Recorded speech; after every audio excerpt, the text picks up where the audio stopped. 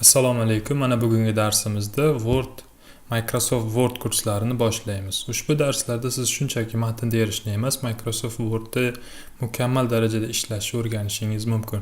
Demak, darsimizni boshlaymiz. Darsimizni birinchi navbatda ushbu dasturga kirishning bir nechta yo'llarini o'rganish bilan boshlaymiz. Oddiygina kirish usuli bu shunchaki mana Rабочий stolda yarliqqa bosish orqali yoki pusk orqali dasturga kirish mumkin.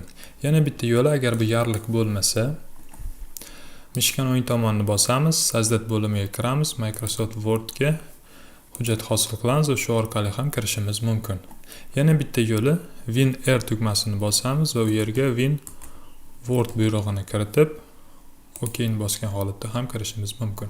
Mana biz dasturga kirib oldik, 3 xil yo'lni o'rgandik. Endi dasturni kerakli sozlamalarni amalga oshirishni o'zimiz uchun qulay qilib olishni ko'rib chiqamiz. Mana bunday oyna ochilgandan so'ng ko'rishingiz mumkin, mana yonida turli xil shablonlar, отчетlar, turli xil keraksiz bo'lishi mumkin. Shaxsan men bulardan foydalanmayman. Shuning uchun hozir nastroykada buni o'chiramiz. Biz noviy dokumentga kirgan holatda hozir mana bu temasi bilan boyagi bizni kutib olgan oynani o'chirishni o'rganamiz. Faylga kiramiz, parametriga kirgan holatda общий bo'limidan mana boya bizni kutib olgan oyna endi u yo'qoldi, pitichkani olib qo'ydik. Mana bu esa temasini o'zgartirish. Tekshirib ko'ramiz. Mana temasi o'zgardi. Dasturga yana bir marotaba kirib ko'ramiz. Bo'ldi, bizni kutib olgan oyna yo'q. Ana endi bir nechta sozlamalarni o'rgatib chiqsam. Общий bo'limda hozircha bizga boshqa kerakli sozlamalar mavjud emas.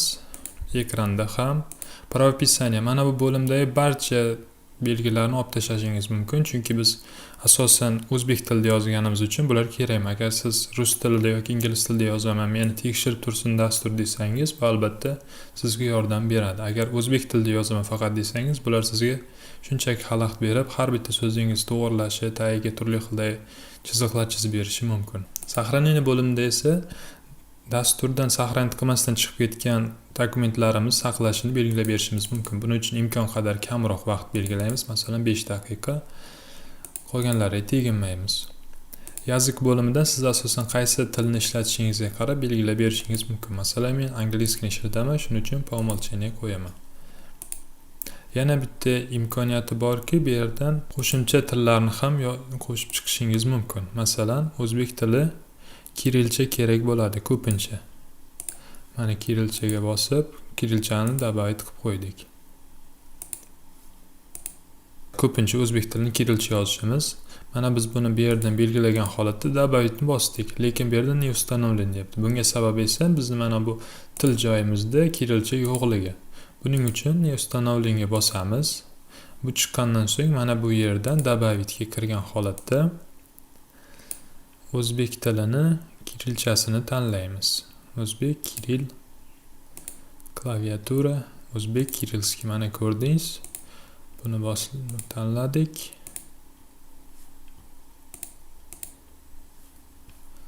Demak, o'zbek kirilcha hammasi joyida. Mana включено. Endi kirilcha ham yozishimiz mumkin.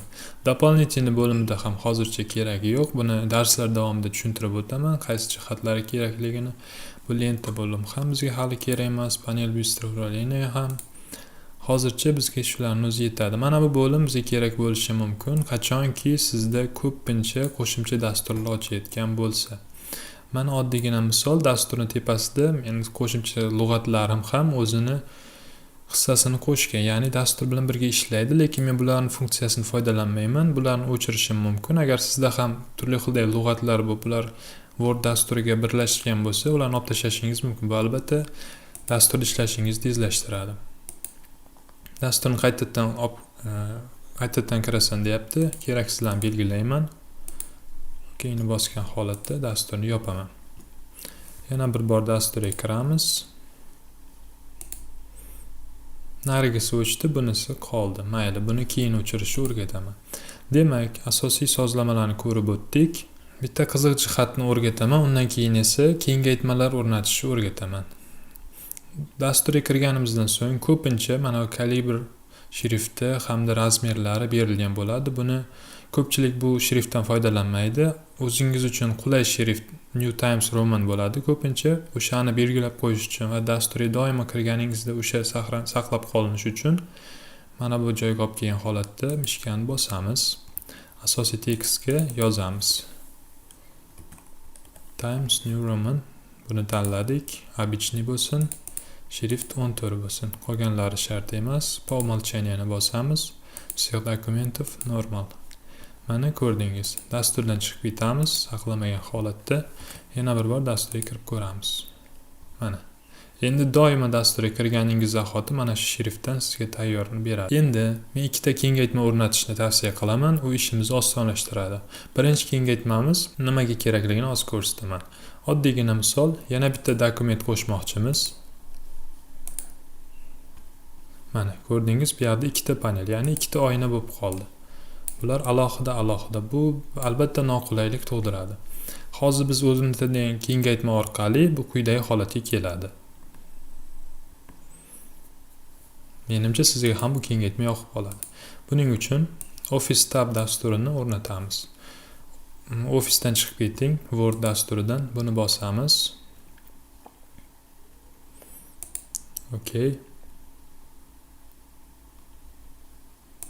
Dalayni bosamiz. Agar sizda Microsoft 10 bo'lsa, buni belgilashingiz mumkin, bo'lmasa shart emas.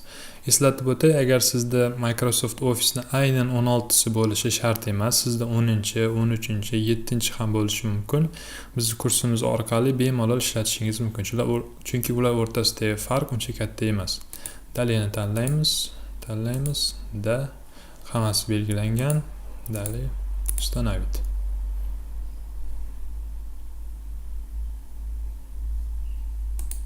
Editga kirishimiz mumkin. Bunda ham kichik sozlamasi mavjud.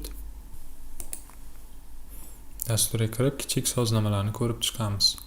Excel uchun, Word uchun, PowerPoint uchun. Masalan, bizga Word kerak, stil svet.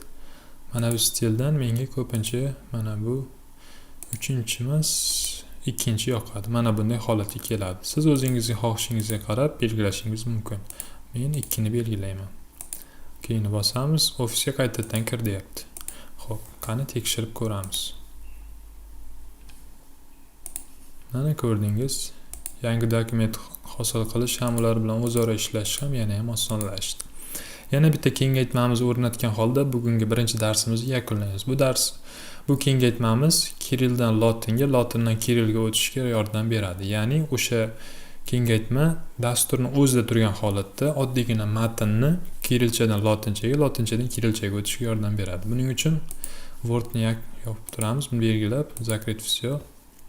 Translate dasturi bor bizda. Belgilagan holatda dasturga kiramiz.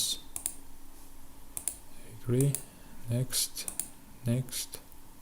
Barcha dasturlarni kanalimizda yuklab olishingiz mumkin. Mana shunday muammo qilishi mumkin. Bunga hech e'tibor bermang. Continue ni bosamiz va ishimiz tugadi. Tekshirib ko'ramiz. Demak, Word dasturiga kiramiz. Mana Nadstroyki bo'limi ochildimi? Demak, siz muvaffaqiyatli o'rnatdingiz. Matn bilan tekshirib ko'ramiz.